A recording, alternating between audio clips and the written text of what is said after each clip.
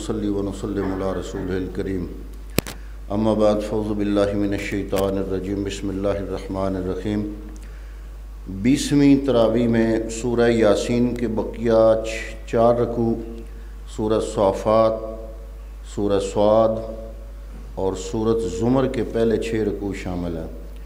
ان آیات طیبات کا مفہوم پیش خدمت ہے۔ آیت نمبر 13 سے اس بستی کے عبرتناک انجام کو بیان فرمایا جنہوں نے اللہ تعالیٰ کے رسولوں کو جھٹلایا تھا۔ اس بستی کے تعین میں اگرچہ مفسرین کی آراء مختلف ہیں، لیکن اس سے نفس مسئلہ پر کوئی فرق نہیں پڑتا۔ مقصود تکذیب رسالت کا انجام واضح فرمانا ہے۔ علامہ ابن کثیر کی رائے یہ ہے کہ یہ بستی انطاکیہ ہی تھی، لیکن یہ انطاکیہ مشہور انطاکیہ نہیں، انطاکیہ جس کو آپ ترکی کہتے ہیں، لیکن اس سے مراد یہ مشہور انطاکیہ نہیں بلکہ کوئی اور اس نام کا شہر تھا، کیونکہ مشہور انطاکیہ کبھی بھی اس تباہی سے دوچار نہیں ہوئی جیسے یہ بستی تباہ ہوئی تھی۔ فرمایا انہیں اس بستی کا حال سنائیے جس میں رسول تشریف لائے۔ وہ پہلے 2 تھے، پھر اللہ تعالیٰ نے ان کی مدد کے لیے تیسرا رسول بھیجا۔ انہوں نے لوگوں کو کہا کہ ہم اللہ کے رسول ہیں۔ لوگوں نے کہا تم ہم جیسے انسان ہو اور تمہاری بات میں کوئی صداقت نہیں۔ انہوں نے فرمایا ہم اللہ کے رسول ہیں اور ہمارا کام صرف تم تک اللہ تعالیٰ کا پیغام پہنچانا ہے۔ لوگ کہنے لگے کہ ہم تمہیں منحوس سمجھتے ہیں، اگر تم باز نہ آئے تو تمہیں سنسار کر دیا جائے گا۔ رسولوں نے فرمایا تمہاری نحوست کا سبب تمہارے اعمال ہیں، اس لیے تم حد سے بڑھتے جا رہے ہو۔ اس وقت شہر کے پرلے کنارے سے ایک شخص بھاگتا ہوا آیا اور کہنے لگا میری قوم رسولوں کی اتباع کرو جو تم سے کوئی اجر نہیں مانگتے اور صحیح راستے پر گامزن ہے۔ میں اس رب کی عبادت کیوں نہ کروں جس نے مجھے پیدا کیا اور تم اسی کی طرف لوٹائے جاؤ گے۔ اللہ کے سوا نہ کوئی میری مدد کر سکتا ہے اور نہ ہی مجھے عذاب سے بچا سکتا ہے۔ اے لوگو سنو، میں اپنے رب پر ایمان لایا۔ اس کی اس جرت ایمانی کے سبب لوگوں نے اسے شہید کر دیا، تو اسے کہا گیا کہ جنت میں داخل ہو جا۔ اس نے کہا کاش میری قوم جان لیتی کہ میرے رب نے میری بخشش فرما دیا اور مجھے معززین میں شامل فرمایا۔ اس کے بعد ہم نے اس سرکش قوم کو تباہ کرنے کے لیے لشکر نہیں بھیجے اور نہ ہی ہمیں اس کی ضرورت تھی، پس ایک چنگاڑ سے انہیں تباہ و برباد کر دیا اور وہ بجھے ہوئے چنگاروں کی طرح ہو گئے۔ آیت نمبر 71 میں نعمتوں کا ذکر فرمایا تاکہ لوگوں میں منعم کے شکر کا جذبہ بیدار ہو۔ تو فرمایا ہم نے تمہارے لیے مویشی پیدا کر کے تمہیں ان کا مالک بنا دیا، تم ان پر سواری بھی کرتے ہو اور ان کے گوشت بھی کھاتے ہو اور ان سے دیگر فوائد بھی حاصل کرتے ہو، تو تم شکر کیوں نہیں ادا کرتے؟ انسان سوچتا کیوں نہیں کہ ہم نے اسے قطرہ آب سے پیدا کیا؟ وہ ہمارے بارے میں ہی جھگڑتا ہے، کہتا ہے کہ جب ہڈیاں خاک میں مل جائیں گی تو انہیں کون زندہ کرے گا؟ تو فرمائیے وہی زندہ کرے گا جس نے انہیں پہلی مرتبہ بنایا تھا اور وہ ہر تخلیق پر پوری طرح قادر ہے۔ وہ تو ذات باری تعالیٰ وہی ہے جس نے سبز درخت سے آگ پیدا کی جسے سلگا کر تم حدت حاصل کرتے ہو۔ تو کیا وہ ذات جس نے آسمانوں اور زمین کو پیدا کیا وہ تم جیسوں کو دوبارہ پیدا نہیں کر سکتا؟ اس کی شان تو یہ ہے کہ وہ جب کوئی کام کرنا چاہے تو اسے کہتا ہے کہ ہو جا تو وہ ہو جاتی ہے۔ وہ ذات ہر عیب سے پاک ہے، اسی کے دست قدرت میں ہر چیز کی بادشاہی ہے اور آخرکار تم اسی کی بارگاہ میں لوٹائے جاؤ گے۔ یہاں تک سورہ یاسین شریف جو ہے اس کا خلاصہ مکمل ہوا۔ اب آگے اگلی صورت ہے سورہ صافات۔ سورہ صافات مکی ہے۔ اس کا مرکزی مضمون فرشتوں کی ابدیت کے حوالے سے عقیدہ توحید کا اثبات اور شرک کا رد کرنا ہے، اور مقصود انبیاء کرام کے تذکرہ سے حق کے غلبہ کو واضح کرنا ہے۔ عظمت الہی کے بارے میں اگلی آیات میں فرمایا کہ سورہ مبارکہ کی ابتدا فرشتوں کے مختلف احوال کے حوالے سے عظمت الہی کے اثبات سے ہوتی ہے۔ فرمایا ان فرشتوں کی قسم جو پرے باندھ کر صف بناتے ہیں، پھر ان کی جو سرکش شیاطین کو عالم بالا میں داخل ہونے سے روکتے ہیں، پھر ان کی قسم جو ذکر الہی میں مشغول رہتے ہیں۔ یقیناً تمہارا معبود ایک ہی ہے، وہی زمین و آسمان اور مشارق و مغارب کا رب ہے۔ بے شک اسی نے آسمان دنیا کو ستاروں سے مزین کیا ہے اور ستاروں کو شیاطین سے حفاظت کا ذریعہ بنایا ہے۔ اگر وہ مالا اعلیٰ کی کوئی بات سننے کی کوشش کریں تو ان پر ہر طرف سے مار پڑتی ہے، انہیں دھکیل دیا جاتا ہے اور انہیں اخروی عذاب بھی ہوگا۔ اگر وہ مالا اعلیٰ کی کوئی بات اچکنے کی کوشش کریں تو ایک روشن شعلہ ان کا تعاقب کرتا ہے۔ دو جنتیوں کی آپس میں گفتگو آگے فرمائی آیت نمبر 50 سے۔ اہل جنت جب جنت میں جائیں گے تو آپس میں کیا گفتگو کریں گے اس کا ایک چھوٹا سا نمونہ پیش کیا۔ آیت نمبر 50 سے اہل جنت کی آپسی گفتگو بیان کرتے ہوئے فرمایا، ان میں سے ایک کہے گا کہ دنیا میں میرا ایک دوست تھا، وہ مجھے کہا کرتا تھا کہ کیا تو بھی دین کی صداقت کو مانتا ہے؟ کیا ہمیں مرنے کے بعد پھر زندہ کیا جائے گا؟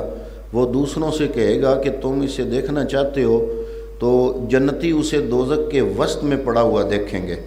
جنتی اسے کہے گا کہ اللہ کی قسم تم مجھے برباد کرنے ہی والے تھے، اگر میرے رب کا فضل شامل حال نہ ہوتا تو تم بھی مجھے برباد کروا دیتے۔ پھر دوسرے جنتیوں سے کہے گا کہ اب ہمیں موت تو نہیں آئے گی، موت دنیا میں آ چکی تو ہمیں عذاب تو نہیں ہوگا۔ اللہ تعالیٰ فرماتا ہے یہی تو بہت بڑی کامیابی ہے، عمل کرنے والوں کو اسی کامیابی کے لیے محنت کرنی چاہیے۔ اگلی آیات میں حضرت اسماعیل کی قربانی کا ذکر کیا۔ آیت نمبر 99 میں حضرت اسماعیل کی قربانی کا ذکر کرتے ہوئے فرمایا کہ اس واقعہ کے بعد حضرت ابراہیم وہاں سے ہجرت کر گئے اور آپ نے ایک صالح بیٹے کی دعا مانگی تو اللہ تعالیٰ نے آپ کو ایک حلم والے بیٹے کی بشارت دی۔ تو جب وہ بیٹا یعنی حضرت اسماعیل دوڑ دھوپ کی عمر کو پہنچے تو حضرت ابراہیم نے اپنا خواب بتایا کہ میں اللہ کی رضا کے لیے تمہیں ذبح کر رہا ہوں۔ تو انہوں نے عرض کی جو آپ کو حکم دیا گیا ہے آپ کر گزریے، انشاءاللہ آپ مجھے صبر کرنے والوں میں سے پائیں گے۔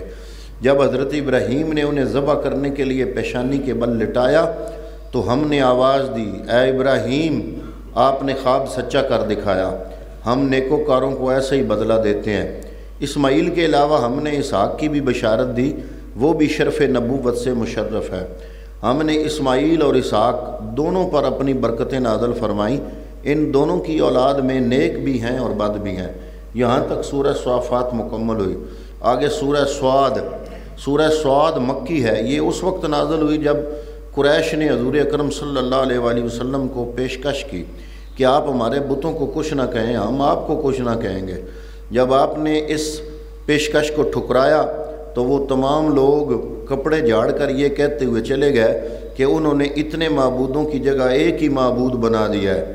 تو یہ صورت نازل ہوئی اور اس میں اسلام کی صداقت کو ثابت کیا گیا اور بعض انبیاء کرام کے تذکرہ سے اسی حقیقت کو واضح کیا گیا اور اسلام کے غلبے کو واضح کیا گیا۔ آیت نمبر 17 سے حضرت داؤد علیہ السلام کا تذکرہ کرتے ہوئے فرمایا آپ ان کی باتوں پر صبر کریں اور ہمارے کبھی ارادے والے بندے حضرت داؤد علیہ السلام کو یاد کریں، یعنی حضور کو اللہ فرما رہا ہے کہ حضرت داؤد کو یاد کریں۔ جب مکے والے سرکش لوگوں نے آپ کا کہا نہ مانا تو اللہ فرما رہا ہے کہ حضرت داؤد علیہ السلام کو یاد کریں، وہ ہماری بارگاہ کی طرف رجوع کرنے والے تھے۔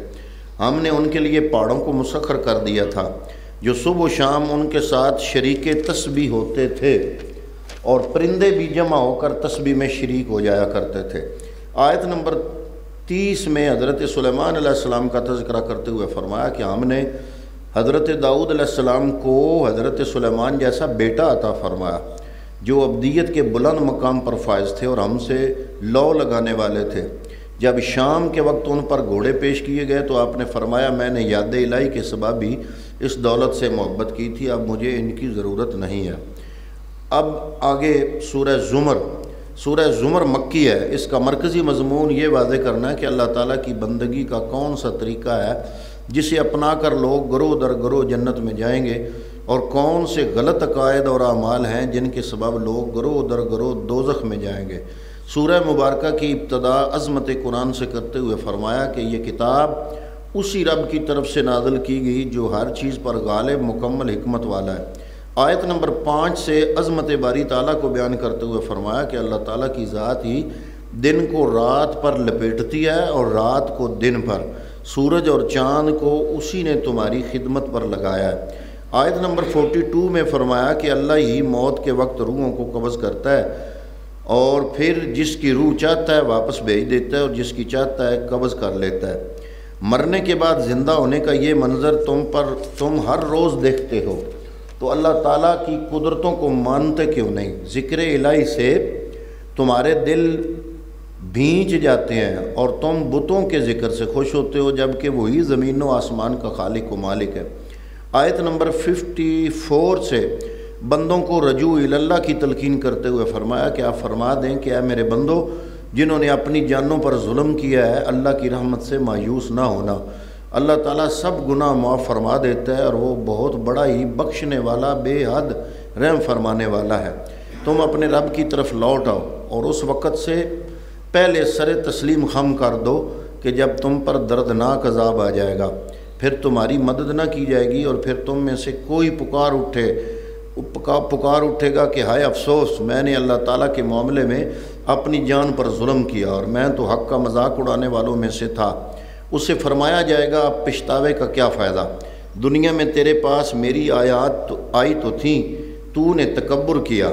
قیامت کے دن آپ دیکھیں گے کہ کافروں کے چہرے سیاہ ہوں گے اور ان کا ٹھکانہ جہنم کے سوا کچھ نہ ہوگا، اور جو لوگ دنیا میں تقوی کی راہوں پر گامزن تھے انہیں نجات دے کر بامراد کر دیا جائے گا اور انہیں کوئی تکلیف نہیں چھوئے گی اور نہ ہی انہیں کسی قسم کا غم ہوگا۔ اللہ تعالیٰ انہیں ہر دکھ سے نجات عطا فرمائے گا۔ زمین و آسمان کے خزانوں کی چابیاں خالق کائنات کے دست قدرت میں ہیں، وہ جیسے چاہتا ہے ان میں تصرف فرماتا ہے، اور کفر کرنے والے ہی گھاٹا اٹھانے والے ہیں۔ 20ویں تراویح کی تلاوت کا مفہوم مکمل ہوا۔ اللہ رب العالمین سے التجا ہے کہ اللہ تعالیٰ قرآن پاک صحیح سمجھنے اور اس پر عمل کرنے کی توفیق عطا فرمائے۔